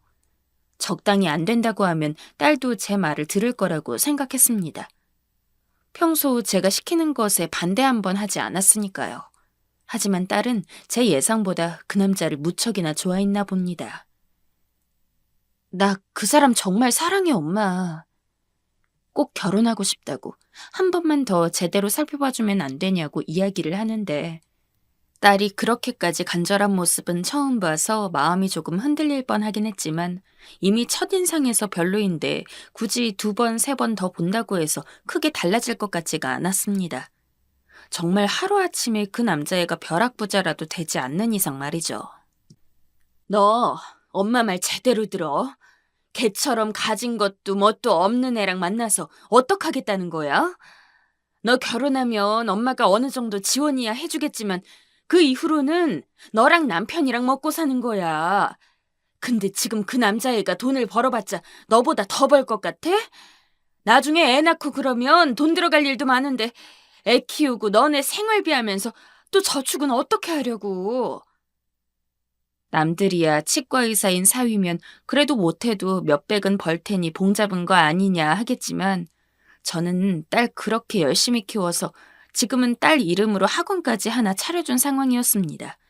그리고 딸은 젊은 나이에 원장으로서 애들 음악 가르치고 있었고요.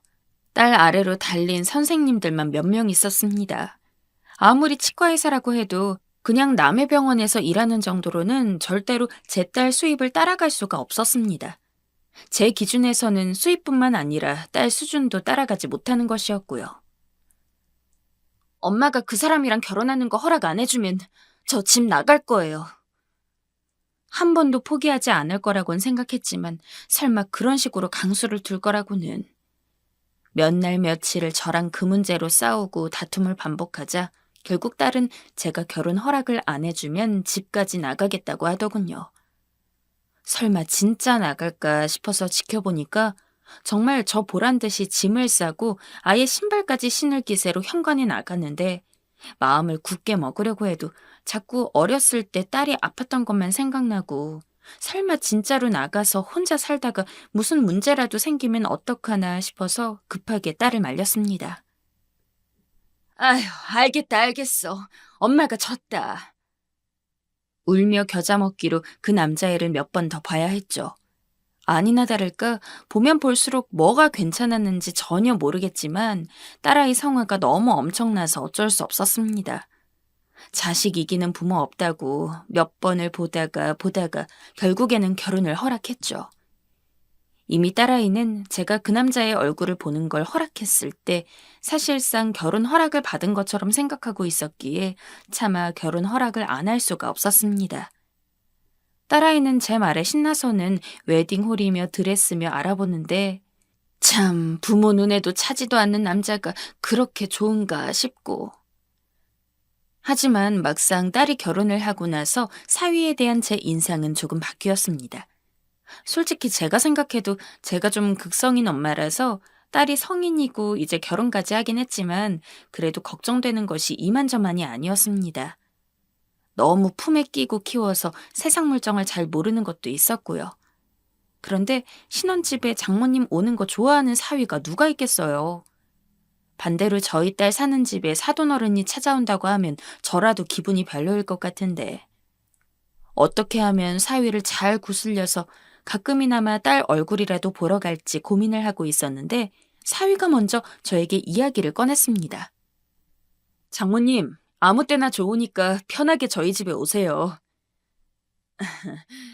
나야 고맙기는 한데 그래도 괜찮겠어? 아무리 그래도 내가 자주 가면 좀 불편하지 않은가? 정이랑 사귈 때 장모님이 정이 키우시느라 많이 고생했다고 들었거든요. 정이 어렸을 때 엄청 아팠던 것도요.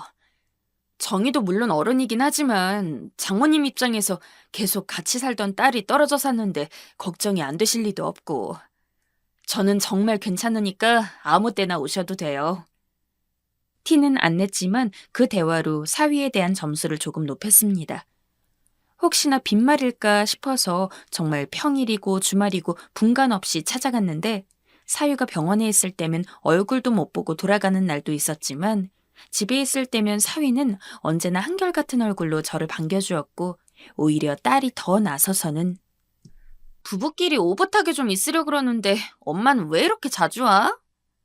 라며 타박하기 일쑤였습니다. 사위는 그런 딸 옆에서 장모님이 너 걱정돼서 그런 거잖아. 라며 제 편을 들었고요.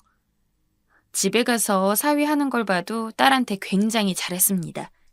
딸이 설거지라도 할라치면 늘 옆에 와서 같이 돕고 밥 차리는 것도 같이, 빨래도 같이. 요새야 맞벌이 부부들이 집안일 분담해서 한다고는 해도 그래도 아직까지는 집안일은 여자 몫이라는 인식이 없지 않아 있는데 사위는 딸이 먼저 부탁하기도 전에 자기가 먼저 일을 찾아서 하고 그런 편이더라고요. 강서방은 원래 저렇게 집안일 자주 해? 응, 원래는 혼자서 하겠다는 거 내가 도와주는 거야. 아무리 그래도 혼자 하면 너무 힘들까 봐. 딸한테 슬쩍 물어봐도 똑같았죠. 그렇게 거의 주에 몇 번씩은 그런 사위의 모습을 보는데 제가 처음에 사위네 가정 형편이랑 그런 외적인 것들만 보고서 너무 빠르게 사위에 대한 이미지가 좋지 않다고 결론을 내린 것이 조금 부끄러워지더라고요. 몇 번 더 생각을 해봐도 사위보다 잘 벌고 돈 많이 버는 남자야 있을지언정 그런 사람들 중에서 누가 지금 사위만큼 딸을 챙겨주고 집안일도 열심히 할까 싶고. 강서방, 내가 지금 강서방이랑 정이 사는 동네에 괜찮은 곳 알아봐 뒀으니까 몇 달 뒤에 거기서 치과 운영할 준비해. 그래서 큰맘 먹고 미안함과 고마움도 표현할 겸 사위네 치과를 개업해 주었습니다. 이게 병원 개업하는 것도 그 용도로 지어진 건물이 아니면 안 된다느니 어쩐다느니 해서 알아보느라고 아주 고생을 했어요. 그냥 사위한테 이야기했으면 빨리 끝났겠지만 그래도 사위가 그동안 딸한테 잘해주는 것도 있고 나름대로 깜짝 선물처럼 해주고 싶어서 일부러 저 혼자 알아보고 진행했습니다. 사위는 당연히 깜짝 놀랐고요. 장모님, 진짜 너무 감사합니다. 제가 앞으로 장모님이랑 정희한테 더 잘할게요. 믿고 지켜봐 주세요. 사위 하는 걸 보면 병원 차려줬다고 해서 갑자기 소홀해질 것 같지도 않았고 제가 이렇게 해준 만큼 제 딸한테 더 잘해줄 사람이라는 어떠한 믿음이 갔습니다.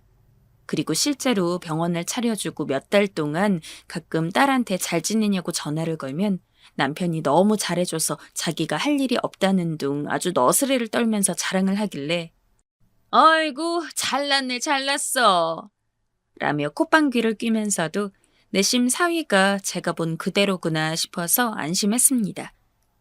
병원 개업하는 거 저로서도 적은 돈이 아니었지만 사위가 그렇게까지 딸한테 더 잘한다는데 그깟 병원 개업할 때 든 돈은 저에게 대수도 아니었습니다.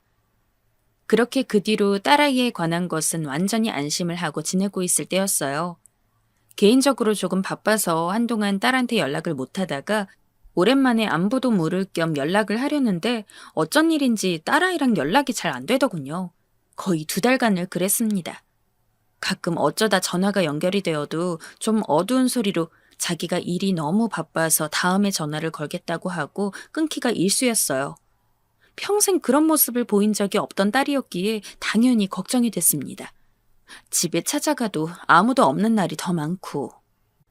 요새 정희한테 무슨 일 있니? 애가 영 전화도 안 받고 가끔 받아도 너무 기운이 없어 보여서 걱정이 되는데.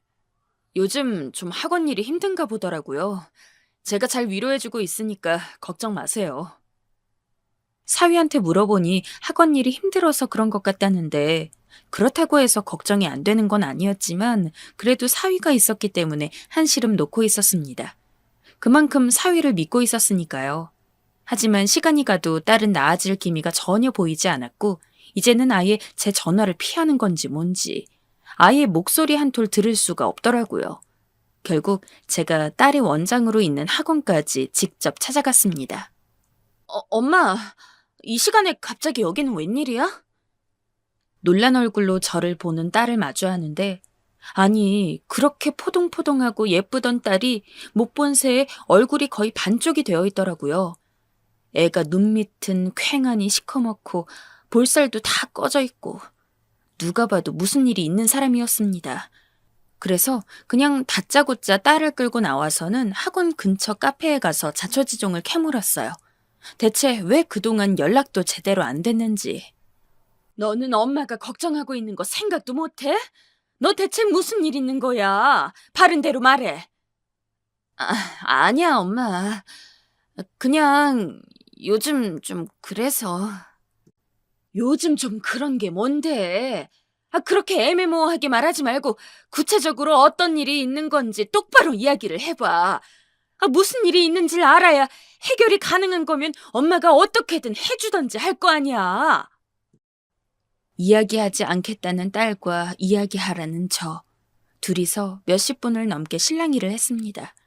하지만 제가 어떻게든 이야기를 듣지 않으면 집에 안 가겠다고 수를 두자 그제서야 딸은 어쩔 수 없다는 듯 조금씩 이야기를 하더군요. 그리고 딸이 꺼낸 이야기는 이전에 사위가 했던 말과는 전혀 달랐습니다. 병원을 차려주고 몇 달간은 저한테 전화했을 때 이야기했던 것처럼 사위가 무척이나 잘해줬다고 합니다. 평소보다 더요. 정말 딸아이 손에 물 한 방울 안 묻히게 할 기세로 그렇게 정성스럽게 대해주고 그랬다는데 몇 달이 지난 이후로 예전과는 다른 모습을 보이더랍니다. 여보, 오늘은 저녁 몇 시에 해줄 거야? 정희야, 이제 너도 네가 식사 한 끼 정도는 차릴 때 되지 않았어? 언제까지 내가 해줄 순 없잖아. 처음에는 그냥 그 정도였다고 합니다. 솔직히 사위가 먼저 집안일이며 뭐며 솔선수범해서 했던 것이기에 갑작스럽게 그렇게 자신에게 책임을 떠넘기는 게 기분이 좋진 않았지만 곰곰이 생각해보니까 사위도 일을 하고 본인도 일을 하는 맞벌이다 보니까 사위 말대로 몇 번 정도는 스스로 하는 게 맞을 것 같아서 딸아이도 별말 안 하고 넘어갔다고 해요.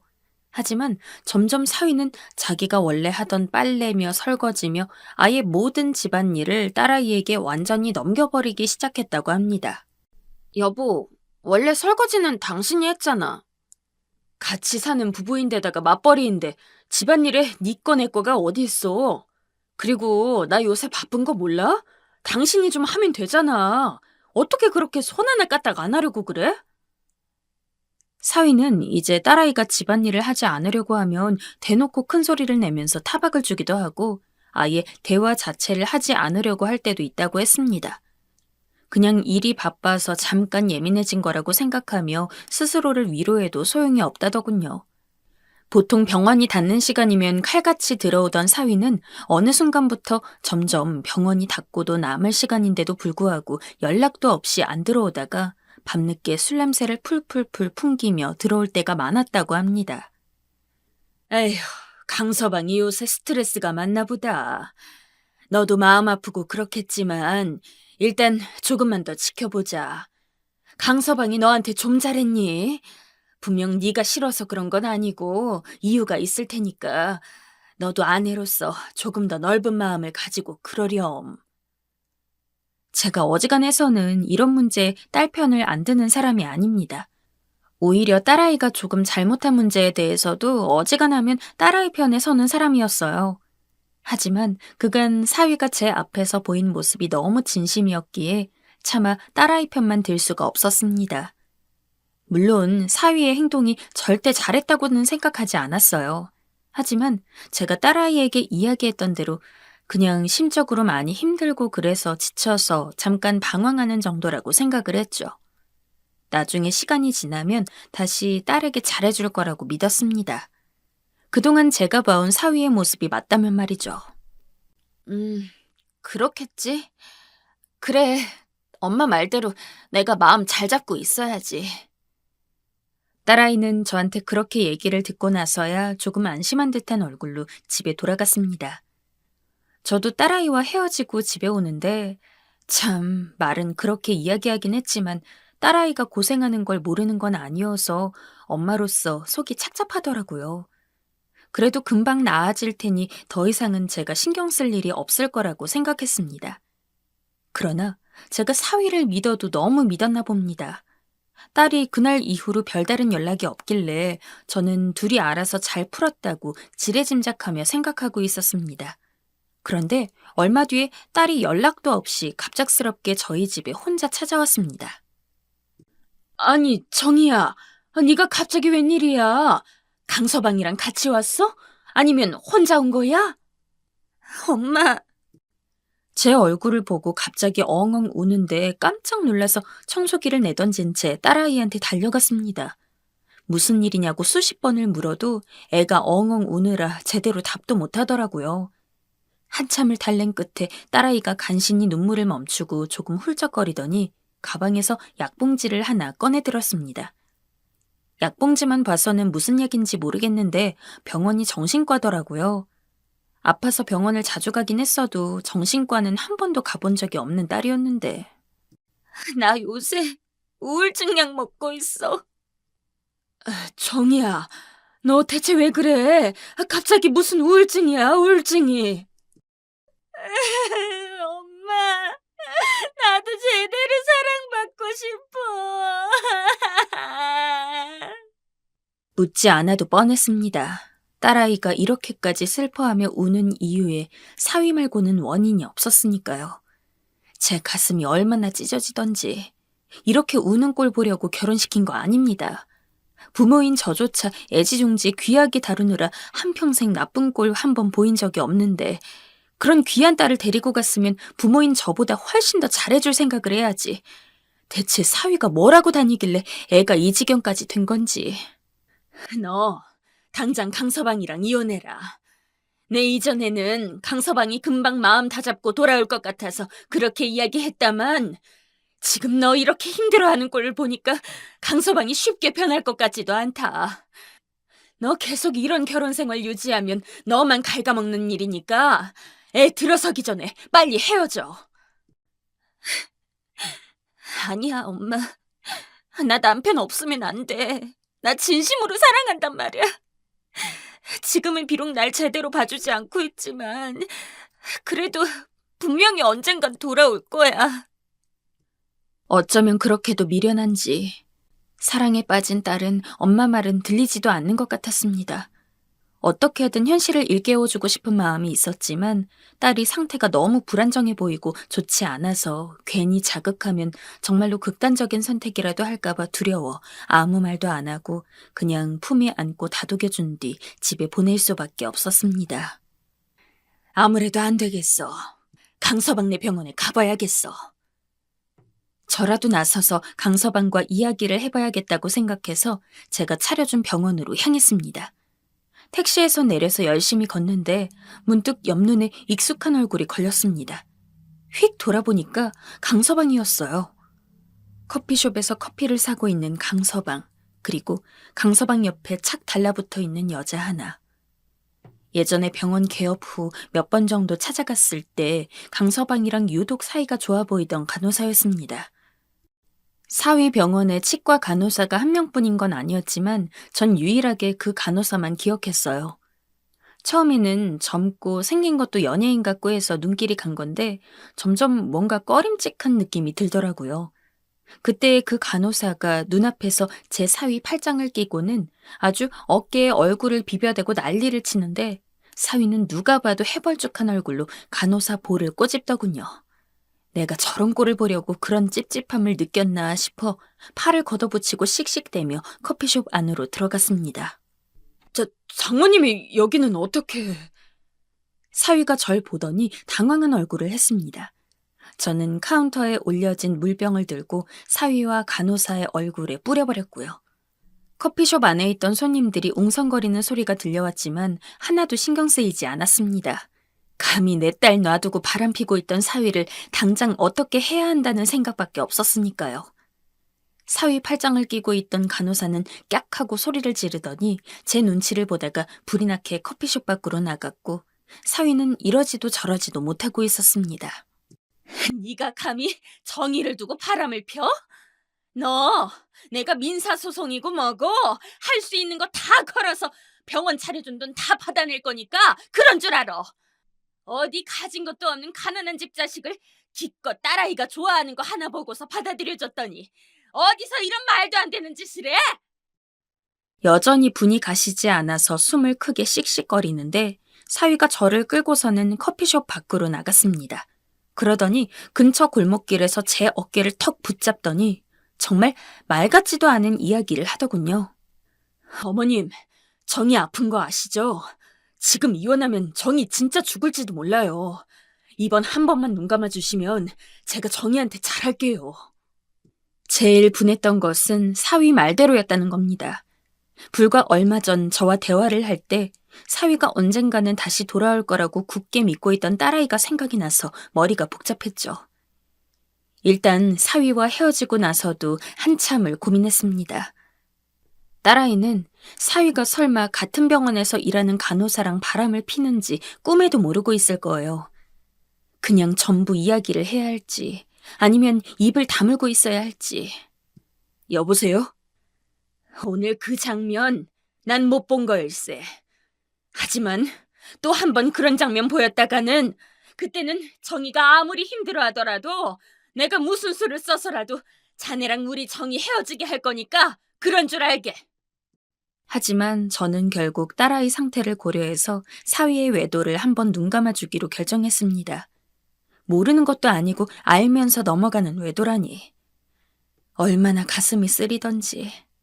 하지만 그래도 사위가 정말 양심이 있으면 그 큰 사건을 한번 넘어가 줬으니 그 이후에는 정말로 내 딸한테 잘할 거라 믿었습니다. 그렇지만 한 달이 채 지나기 전에 딸아이가 또 울면서 저를 찾아왔습니다. 자기가 너무 힘들다고. 혹시 사위가 바람핀 것을 알고 있나 싶었지만 그런 느낌은 아니었습니다. 어젯밤에 민호 씨가 말도 없이 외박을 했어. 그런데 그전에도 몇 번 외박을 해서 내가 제발 외박할 거면 연락만 해달라고 했는데 이번에 또 안 들어줬어. 나 어떻게 해야지? 제 어깨를 붙잡고 딸이 펑펑 우는데 저는 어떻게 해야 할지를 몰라서 심란한 마음에 숨만 색색 쉬었습니다. 딸아이가 우울증 약도 먹고 있는 데다가 본인을 좋아하는 걸 아니까 엄마인 제 입장에서 뭘 어떻게 못하리라고 생각을 하고 그렇게 사위가 막무가내로 구는 것 같습니다. 가슴이 찢어지게 아픕니다. 딸아이가 충격을 받을 걸 감안하고서라도 이 사실을 모두 이야기한 뒤 강제로라도 헤어지게 해야 할까요? 그러고서 딸아이 치료를 위해서 입원이라도 시켜야 할지. 제발 좋은 방법 좀 알려주세요.